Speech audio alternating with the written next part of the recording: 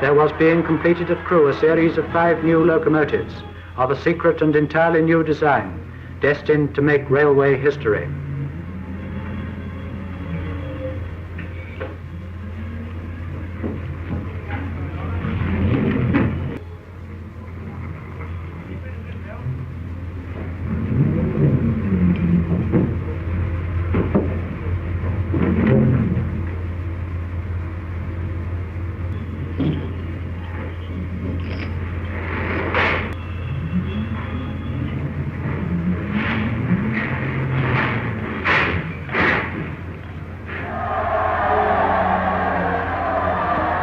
The streamlined engines of the Princess Coronation class were produced to haul new trains, the Coronation Scots. Beginning with the summer services on July the 5th, these trains were scheduled to complete the 400-mile journeys between Euston and Glasgow and in the reverse direction in 6.5 hours.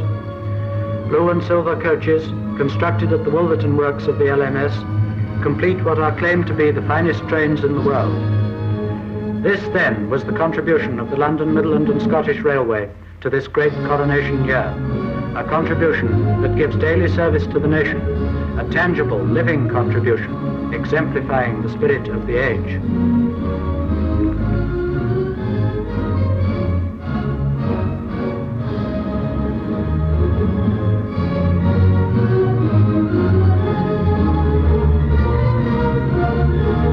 The introduction of a new high-speed service is the outcome of many months of work and planning. It was in November 1936 that the first steps were taken to make this enterprise possible. In that month, the engine Princess Elizabeth completed test runs between Euston and Glasgow that achieved world records for the LMS. For this remarkable feat, driver Tom Clark was awarded the Medal of the Order of the British Empire in the Coronation Honours. These runs provided invaluable data in regard to the design of the locomotive, the maintenance of the track, and the riding of the coaches. And on this information, the designs and schedules for the Coronation Scots were based.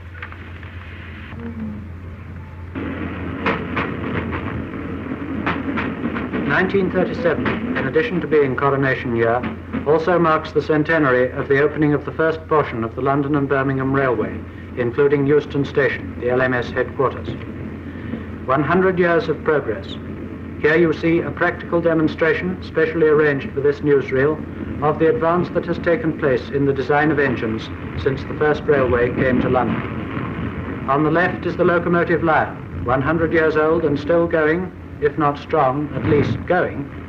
Next is the engine Coronation, built in 1911 at Crewe and named to commemorate the coronation of King George V. And lastly, Coronation, blue and silver streamlined product of 1937, huge and massive, dwarfing her predecessors in both looks and performance. Built for power, built for speed, a veritable king of locomotives. On June 29th, after a careful running in, the engine Coronation, hauling the Coronation Scot train, was allowed to show her paces. She was in charge of driver Tom Clark and fireman Lewis. 100 journalists and railway officials took part in a test run from Euston to Crewe and back that provided such an orgy of speed as has never before been indulged in over LMS metals. Until nearing Crewe in the down direction, the running, though excellent, was kept to schedule, but at Whitmore, driver Clark let her have the throttle. From 85 miles an hour, the speed rose quickly to 100, faster yet and faster, eating up the miles. 102, 105, 108, and she's still accelerating. The rhythm of the exhaust grows stronger, faster. 112.5 miles an hour for 2 miles, smoothly surging over the metals. A supreme effort, and Coronation has done it. 114 miles an hour, the highest speed yet attained in the Empire. Thus Crewe was reached in just over 2 hours at an average speed of 73 miles an hour, and the Coronation Scot had earned her laurels. But this was not all, for though thrills were provided on the down journey, driver Clark and his engine had more in store for the return trip. Subject to speed restrictions, this run was made all out, with the result that the 158.1 miles from Crewe to Euston were covered in the unprecedented time of 119 minutes at an average speed of 80 miles an hour. For more than 150 miles of the run, an average of 83 miles an hour was maintained, while an intermediate 70 miles, covered at 89.1 miles an hour, represents still another British record. The Coronation Scot is now a regular feature of the LMS service, and what is more, a successful feature. In fulfilling her task, she is achieving a dual success as a dignified reminder of a great national event and as an upholder of the traditions of British railways in service to the nation.